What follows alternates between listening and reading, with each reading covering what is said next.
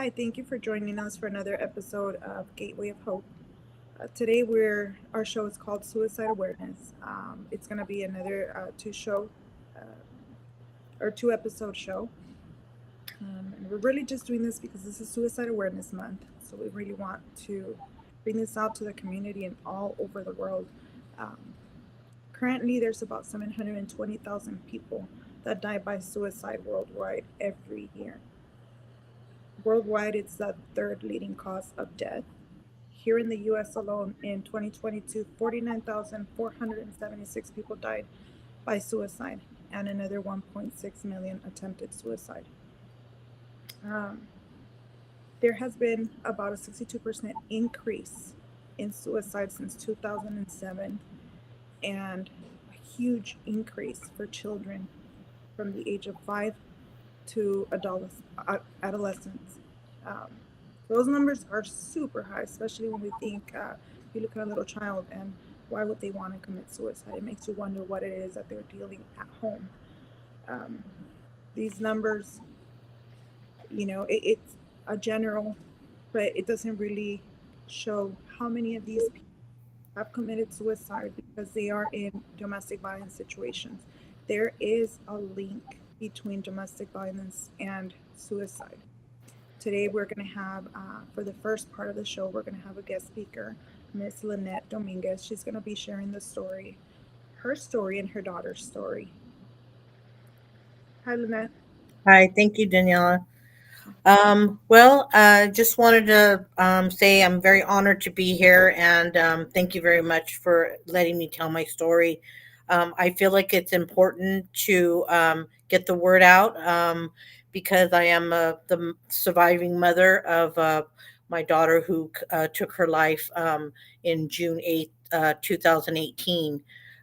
She was my adult child. She was 33 years old. Her name was Vanessa, and she was in a marriage for about 13 years that I had no idea that things were bad or even uh, any trouble was going on in her marriage. Um, Gave her her space in the marriage. I wasn't a demanding mother-in-law, or I didn't demand that, I see them every weekend like most Hispanic families, you gather together and stuff. So I gave her her space until one day she came to me and said, Mom, I need you to trust me. I need some help. I need to get away, and I was wondering if you could help me. But I need you not to ask me questions. And of course, I was all over that and asked her a million questions. And one of the main questions I asked was, "Is he hurting you? Is he hitting you?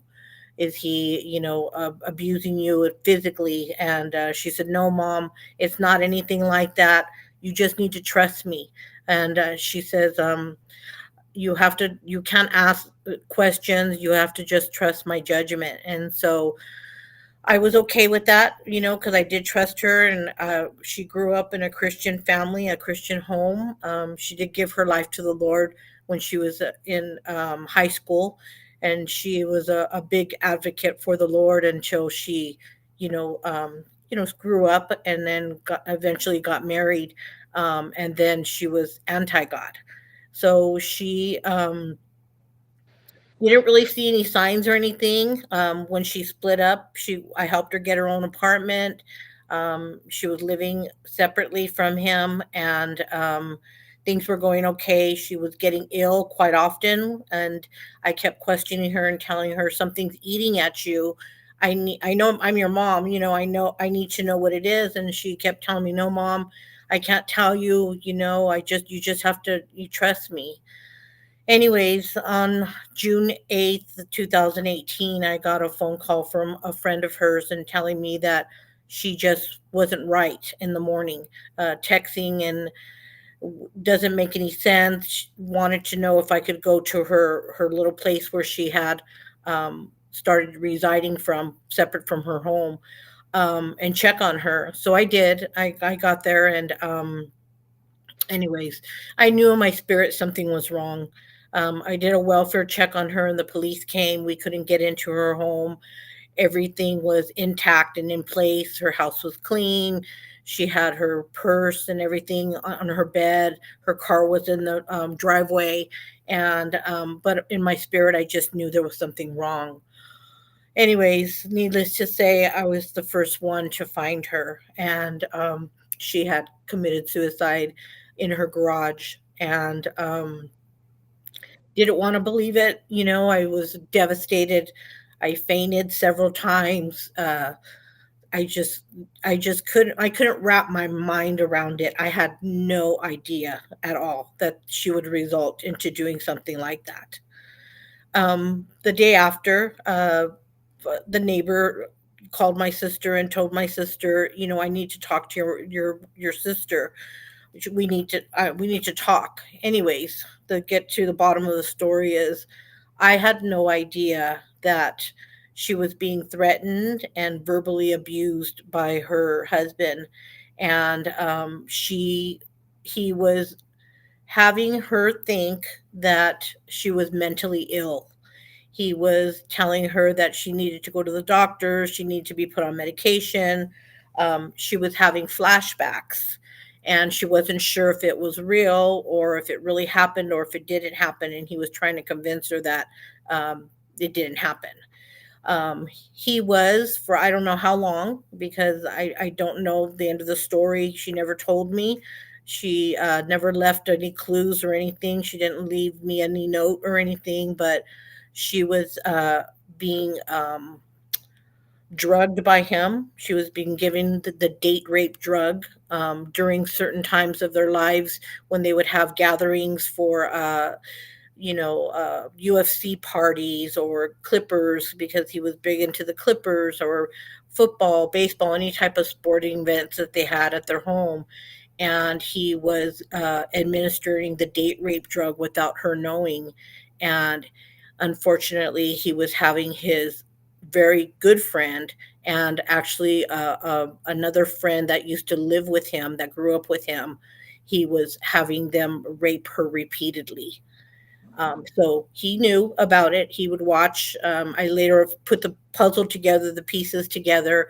I guess the night before, he threatened her that she was a bad mother. She was, nobody would believe the real story, that he was going to expose her. He was going to um, put on the videotape on social media, and that nobody would believe her and that everybody would believe him. Anyways, to make a long story short, um, I wasn't able to get to her in time, unfortunately. But fortunately, she did give her life to the Lord the night before she passed. I don't know the reason or the final reasoning why she did it. Maybe I'll never know. But since then, it has really affected my family. My mom uh, got about 4 months later after she passed away. My mom went into an acute dementia. My dad had a heart attack 6 months later, and 6 months after that, my son just took a spiral. Uh, mental illness went very downward and took a spiral for the worse. It's been 6 years. um, I have not been able to see my grandkids. He now knows that I know the truth about him, and so he's prohibited any contact with my family. My grandkids, I'm not able to see them. I've had no contact with them. I don't know how they are doing or anything like that. But since then, so many things have happened. Oh, my world has turned upside down and uh, made a forward fast turn. I moved. I moved out of the area because I just couldn't take it anymore. I was spiraling down, until one day a friend of mine took me to a prayer group, and I actually finally forgave him. And the reason I did that was I knew that things needed to change in my life, and that if the mother of I was so close to her too. So the mother of, of somebody who you're trying to help and you're trying to get help for and stuff. Um, if I felt so hopeless and I had so much anger towards him that I knew that no matter what I did, it would never justify or I could never pay him back for what he took from me. So I decided to give it up and I gave it all up to the Lord. And from then on, it just totally has changed my life. I went into a group on Facebook called Grieving Moms Finding Hope. It's a Christian based Facebook page, private page for any women who have gone through having losing a child, in no matter how they lose it, suicide or cancer or murder. It doesn't matter where you come through. Pain is pain, and it was a journey for my healing. Since I moved out of the area of about an hour and a half away and stuff. Once I gave that up, that anger and that just resentment I had towards him because nothing could be done. My daughter was already cremated. There was no evidence. There was just hearsay. People would come. They have affidavits from people saying that they did know what was going on. But when I cleaned out all my 401k to try to press charges, I had no evidence. There was nothing I could do because my daughter was gone. There was no way I could bring her back. Um, so the journey started of healing started to begin for me once I, gave it to God. I've been put in a position where my spirit is very sensitive to those women who are in a situation who feel like there's no hope. They feel like, nobody understands. They feel trapped. They feel their family's not going to believe them. There's no help out there.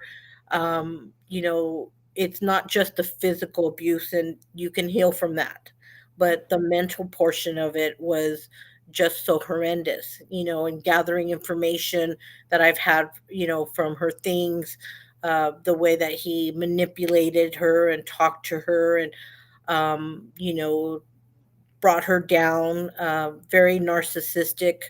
Um, he isolated her from the family, that was the first clue.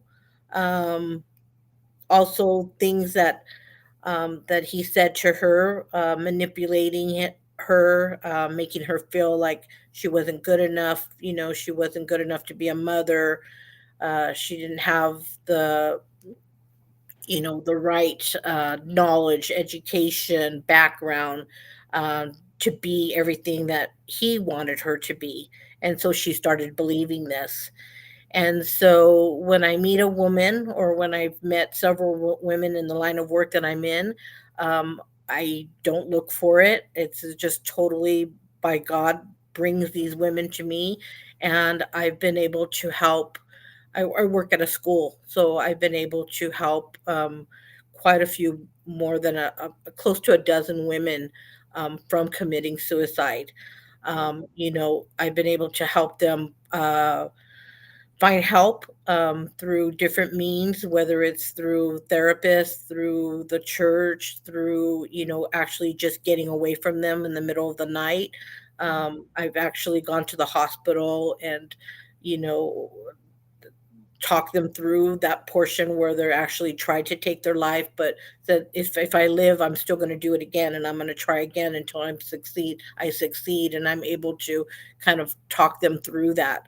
And I just know that, a lot of times people just don't believe that there's a God. There's so many awful things in the world, the things they're in this whirlwind of, hopelessness, where they think that there's not an out for them, but there is hope. There is Yeah. hope. Even though I feel that I lost my daughter, I know where she's at. And I know that I will know the reason why the Lord took her. And it wasn't her doing, because God has the right say so. No matter what we believe, what our faith is, God is the giver of life, and God is the person that takes us from this earth. And I believe that with all my heart. And I know that there's a lot of people that are very desperate in this world right now because of things that have happened to them, but I also know that there is an outcome, a good outcome, and that we serve a good God, and that God is there. And even though we don't see him, we can't feel him, see him, touch him physically, I feel like God has allowed me to go through this horrific pain because nobody should have to bury their child, no matter what the circumstances is, let alone, offer the help and have them refuse it. It's kind of like a slap in the face to me. But I've learned through that God been very compassionate towards my family and is on the journey of healing them. And I just feel like I needed to get the word out there to let everybody know, and including, moms, and even if a boy is being abused and stuff, that there is help out there. There is agencies, there is people that care for you. There are good people in this world who will help you through that. um, God is just a mighty God, and He's just gonna He will heal you. He will restore you. He will give you the strength, and He will provide the resources that you need to help get away from these type of people who I don't know. I think they are part of the mentally ill portion that people don't talk about, because they were I married 13 years, they had children, and I thought everything was okay, and but so did everybody around them also did too. Um, Actually, I still don't know if their family knows the truth. I still don't know, and that's the reason I'm coming on here, because I do want the truth to be known. And I last think too, a lot of people, fail to recognize that. If they don't see the person with bruises in black and blue, they assume no abuse is going on, and that is not always true, like you said. Because the physical wounds they heal, but Right. mental, the emotional, that's what really eats you up inside.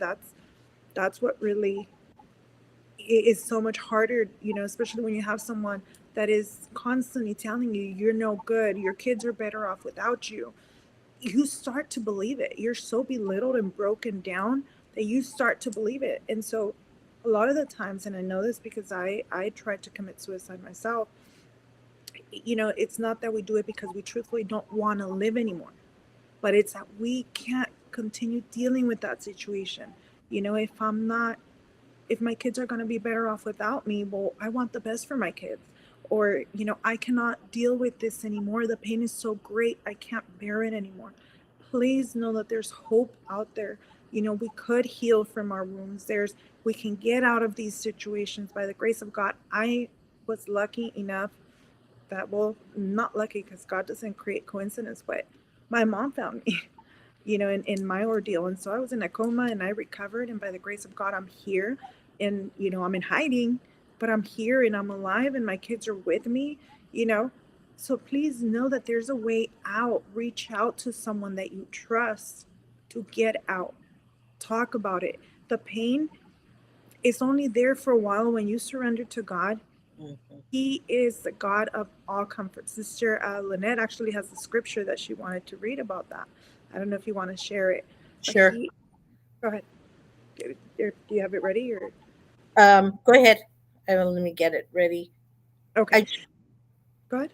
I just wanted to say, in searching, I was thinking about what would be the most comforting for somebody to know, and a lot of people can talk and say that there'll help and there's help out there and stuff, but coming from somebody who's been um just so I mean, the wool was just put over my eyes. It took them literally like 3 days to convince me that my daughter had passed. I just didn't want to believe it. And you know, going to somebody that hasn't been through anything in their life before is hard to relate.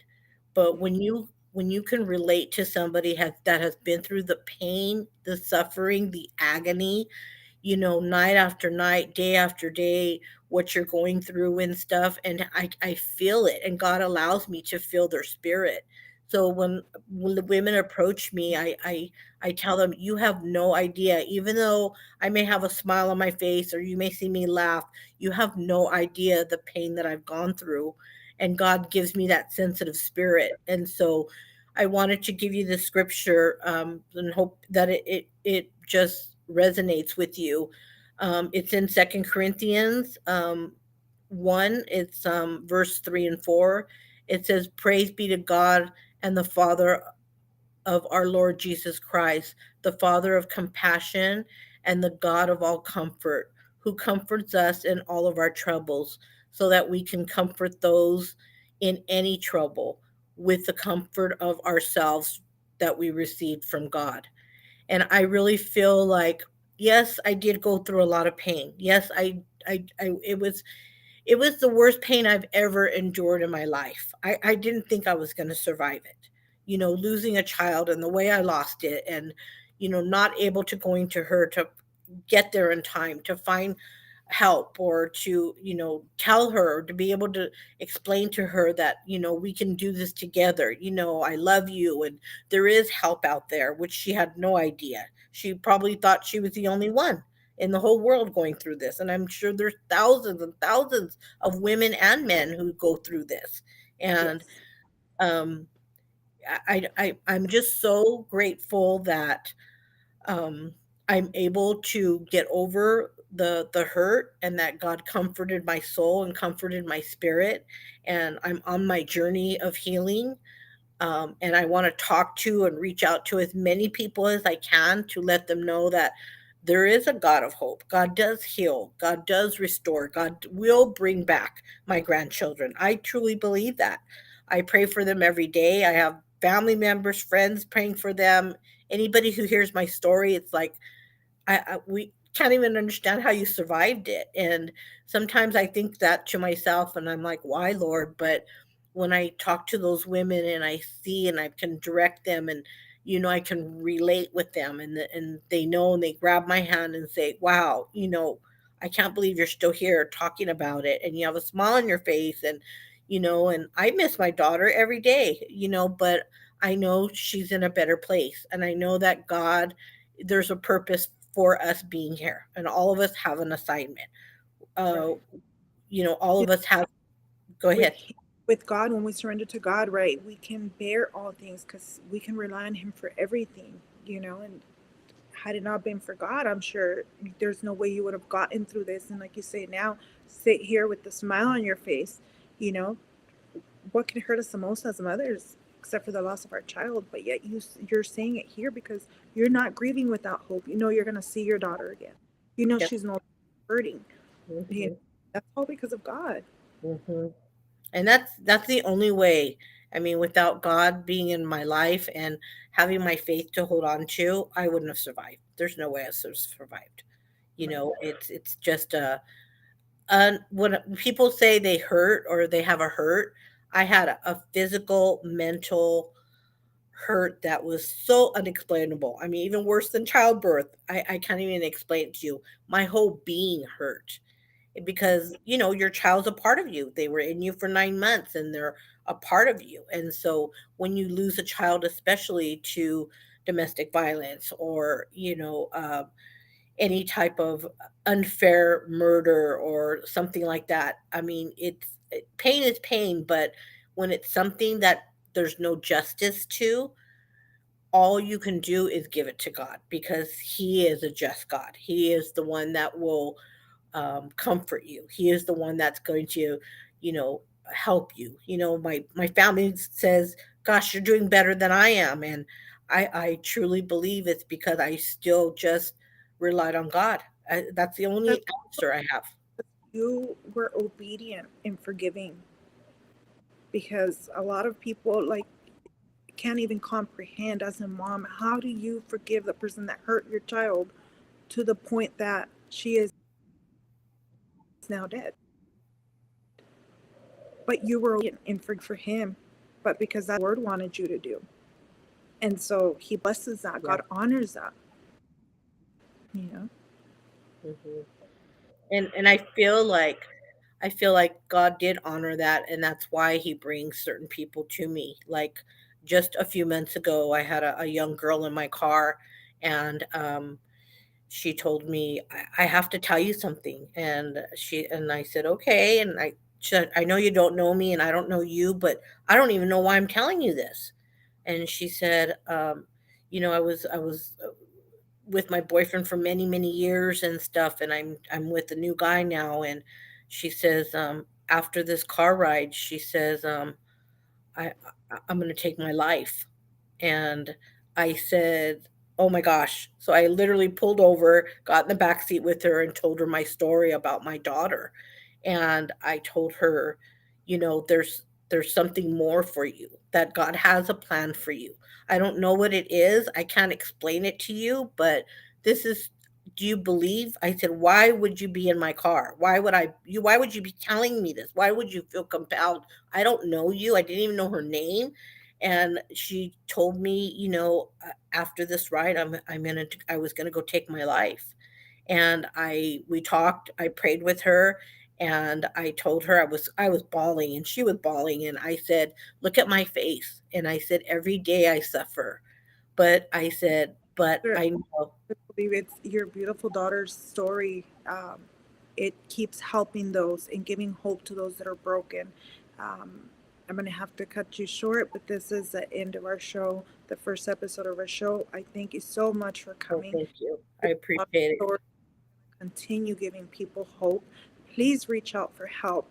There's so many Yes, agencies out there to help you get out of domestic violence and reach out. Ask for help if you feel like your life is over. There is hope out there. Please know that.